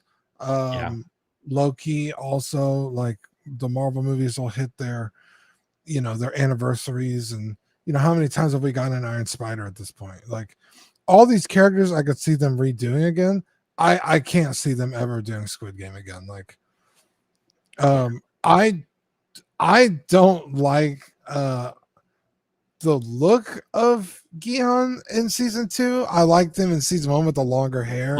Yeah. And you know, he's a little bit he hasn't really broken as a person yet in that season. Yeah. So like for me, that's the look I would want. But like, yeah, like I think this might be the only version we ever get of this character. So Yeah, that's fair. And we need a front man though, Dean. I can tell you that much. We absolutely need that. We need a front man. Thanos would also be good. I would probably get a Thanos also, but I think probably what you're going to get is you're going to get Gihan and front man, and that's probably it. I think that's. I don't think they're going to make a Thanos personally, but I would be down if they did. But I would have my doubts about that one. Thanos is such a fool. He was get Endgame Thanos. Yeah, they could 2.0 him. Yeah, put him in a yellow tracksuit. What were you saying, Marco? No, I was gonna say he's such a fool. That character is just like really a great part of that season, honestly. Yeah, he was. He was a really fun part of it all. So yeah, I really enjoyed season 2. I love season 1. I like season 2 even more. Like I really loved it. It is kind of like half a season though. I agree with that. But once season 3 drops next month, people could be going back for that Gihan. I think that's what they might be waiting for to announce Frontman when season 3 drops. And then it's like, okay, let's put Frontman out there. And but I want Frontman in his outfit. I think you're going to get both. I think he might end up maybe like a 2-pack or a swappable outfit or something, because you need the frontman outfit. You need him as player 1. So yeah, you need both. So maybe it'll be 2 separate figures. I don't know. Get a couple of pink guys in there, bro. Yeah, you could do a squid guard. A squid guard would be super easy to make. Yeah, squid guard would be super easy to make. So yeah, so guys, we have time, I think, for one more topic, and then we're going to wrap it at that point. But let's do this one real quick. So a question I had actually last week that we didn't have time to get to, but this week, I think it's a relevant conversation. The way someone messaged me about this, and I thought this was a very interesting way of looking at it. The way the tariffs are being approached right now, and whether they're going to be long-term or not, no one really knows the answer to that. But right now, they've dropped significantly. I think they're like, what, 54%, something like that? I don't know. I'm not too much into politics. I look at what people post every so often. But asking the question, like, people said it maybe should be viewed as like a sales tax. It's kind of like a sales tax from an item that's coming from a foreign landscape into the United States. So whether you're a collector in the US or outside of it, if you're outside of it, you probably don't have to worry about it as much. But in the US, there's a lot of us who have to focus on these tariffs. So if you're buying from 1/6 Kit, or you're buying from InArt directly, or even maybe Hot Toys products or Sideshow where you're paying a tariff fee now, like that could continue. And we could have an additional sales tax placed on these figures. And my point with this question being like, how does that affect companies who don't have a distributor like Sideshow? Like third-party figures and InArt figures that are either producing and distributing the figures themselves or going through a reseller like 1/6 Kit or Spec or whatever the case may be. Like, is that sales tax going to be kind of crippling to them? Like, is that going to be a big thing that dissuades buyers from buying their figures because of the additional cost involved with those figures? So that's going to be something for sure that I think is going to be very relevant. So that's, I think, a worthy point of discussion here. So Marco, what do you think? Is this going to be something that negatively impacts the market and these companies specifically? Yeah. So first, a word of optimism. Since this all started, all this craziness, I've always said, like, hopefully, this is leading towards some type of deal that, the governments can, not see eye to eye, but, at least come to an agreement that, hey, we both need each other, and that these 30, 90, 140% tariffs were just, kind of a temporary disruption, understanding that things could get pretty messy if it continues for a long time. So I don't know how long these are going to be in place, but I'm really optimistic that it's not going to be for forever, even at the 30%. But, right now that Sideshow has said they're willing to do just 6%, that gives them such a huge leg up in terms of, sales of their figures. Let's just say Hot Toys and their 1/6 figures that they sell versus trying to buy from anyone else overseas, from Kit with the third parties, or any other manufacturer like InArt that could ship directly to you. That 30% could really, really cripple. Has you're collecting when it comes to trying to buy from those companies. Will, I know you said you just received a huge tariff bill, right? For the Feral Predator, yeah. It was $189. 189 is like, doing that once is enough to be like, I never want to do that. I never want to do this again. Yeah, no, it was enough. Yeah. So you kind of have that like psychological scar where you're like, okay, until this is figured out, I'm probably not messing with ordering from overseas unless it's something that's so like exclusive that I can only get it over there. So yeah, I think this is going to have a huge impact. And in terms of like how long those companies can hold on, a lot of them seem like, smaller shops that don't necessarily have, a lot of margin. And so if this continues for a long time, maybe those companies aren't around for a long time. And I don't want to think about necessarily a future like that, because I love all the competition. I love, the creativity from the third parties and from InArt, and the ability to hopefully get figures directly from overseas, as we say. So I don't want to be stuck to just one US distributor, but or a few that are here in the US. But yeah, it could shift things to maybe more deals being struck. But yeah, it's a sad state, and definitely there's going to be implications if things are not resolved here very soon. Yeah, I think so too, dude. Dean, what do you think about this? Do you see this future as grim just because of what's happening with these sales tax? I mean, it's a whole thing. Yeah, and I saw the comment Nodv. So yeah, Tim sent, I bought it from Toy's buying agent. He declared the value of feral predator as $120. So I paid $189 fee. It was 154% tariff at the time. If he had declared that item for its actual value, which in Hong Kong, like $300, $315, I would have paid a huge tariff fee on that. I would have paid $450 or something like that. I'm glad he declared it such. I wish he declared it lower, honestly. But I mean, it's remarkable. Nonetheless, Dean, what do you think about this for future purchases for collectors? Yeah, I mean, it's something that's going to impact every area of our lives, especially on the stuff that we don't really need, right? Yeah. We don't need toys. We like them if we want to have them, but it's not a necessity. And it's there are people who try and do loopholes, and the governments figure that shit out real fast, and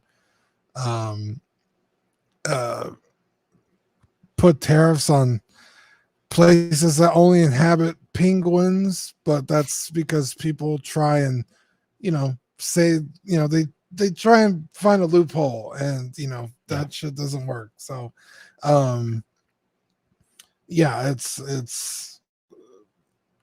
it's got me questioning a lot of stuff, a lot of purchases. I'm pretty worried about it. So yeah, I am too, dude. I mean, it's look, Dean, it's definitely something to factor into our purchasing decisions, right? I mean, it's I still am ordering from Kit. I'm still recommending people order from Kit because I do think this is going to be resolved, and I do think that tariffs are already moving in the right direction. They're already declining, so hopefully that changes. But de minimis that thing has ended, so that was something everyone wanted to get rid of, apparently. So I don't know what that's going to mean for resellers in terms of what the customs fees are going to look like in the future, but it certainly could be significant enough to sway purchasing decisions. So yeah, that's like Ro said, the fee absolutely did come after the delivery. I had Feral Predator delivered about a week or two prior to the FedEx sending me a letter in the mail. So you could be like totally thrilled. I got this figure. I got it first batch. I'm so excited. And then a week, 2 later, not so exciting when you get a $200 bill in the mail. So that's what happened. So it's not fun. What happens if you just don't pay it? I don't know. I'm assuming they'll send it to collections, right? I would assume. Yeah. I would assume that's probably what'll happen. But I mean, I paid it, so FedEx is happy. But at the end of the day, wasn't ideal. Anyway, guys, we're going to wrap it there. That's our last topic of the evening. We do have one super chat real quick. Ben Allen, thanks so much, bro. Other countries have VAT tax like Spain, 27%. This is true. It's true. Even in the US, we have been spoiled due to de minimis and other policies that are. I think they have free healthcare though. So that's true. We don't get that. Yeah, that's honestly kind of this trade-off. It's insane. I have dental insurance, but none of the dentists want to take it. So it's like it's remarkable. Like, why even have it? I don't know, because I think the insurance companies lowball these physicians and dentists so frequently. They're just like, I'm not taking this shit. Like, I don't need to do this. So it's like almost pointless to even have insurance in the first place. That's frustrating. Yeah, super. Got to protect that smile. Always got to protect the smile. Always brush twice a day. You got to brush in the shower though. It saves you so much time. You don't want to brush over the sink. Brush in the shower. Like, it'll say you're already in there. Like, just brush and get it done. Wash off. Then you can go and play Wukong or whatever you want to do. So ideal day. It is. Dean, I'm on chapter 5, by the way. I'm very excited about that. Of Wukong? Yeah, there's only 6 chapters. I'm on chapter 5. So wow, you're making your way through it, brother. I'm making my way, dude. Making my way downtown. Yep. Absolutely. And then you're gonna get Elden Ring, and we're gonna fucking Nope. Come on, dude. It's so much easier with me. Okay, that's what Marco said too, but I don't know. Then we saw what happened to him. So, bro, I'm playing Jedi Survivor, and that shit's hard enough for me, man. I've already died plenty. You put that on easy though. So yeah, Marco quit Elden Ring. He was like, no more. I know, he was done. I'm not built like that. I know. Anyway, Marco, thanks so much for joining, man. I appreciate you as always. What's coming up on the 16 Fix channel? Yeah, well, thanks for having me, man. Always a good time to hang with you and Dean. So coming up on the channel, Jose Plus and I have been doing this show called Más o Menos, which is kind of a little bit about our culture. We talk 16 figures, and then there's something called King Shark Tank, where we pit two collectors against each other, and they kind of have to pitch a figure to either Hot Toys or InArt or other companies. So yeah, it's a really good time. We do those Saturday mornings our time. So come check out that on 16 Fix. Also, you can catch me on Collecting Weekly just about every Tuesday. Dean's going to roll his eyes, but yeah, I missed a few shows. Work's been crazy, but just about every Tuesday. And then tonight on El Profesoro's channel, The Beard God, we are doing LWO. So come check us out. I think it's 7:30 Eastern time, 7:30 Pacific time, 10:30 Eastern. So yeah. Sounds like a good time, man. Yeah, it's awesome. So guys, check out 16 Fix, check out Collecting Weekly, and of course, all the great stuff happening on both those channels. Dean, anything else for CW that you want to promote real quick? We did a movie night last night. We watched AVP and we talked about it. Yeah, 2004. It's an old movie. Yeah. It's still held up. A lot of the stuff was practical effects, so it was really fun to watch. It's not a great movie, but it's fun. Like, yeah, we had a lot of fun kind of tearing it apart and laughing at it and just talking about how cool it was. So check that out. I don't know if they're going live tonight, just another Friday night.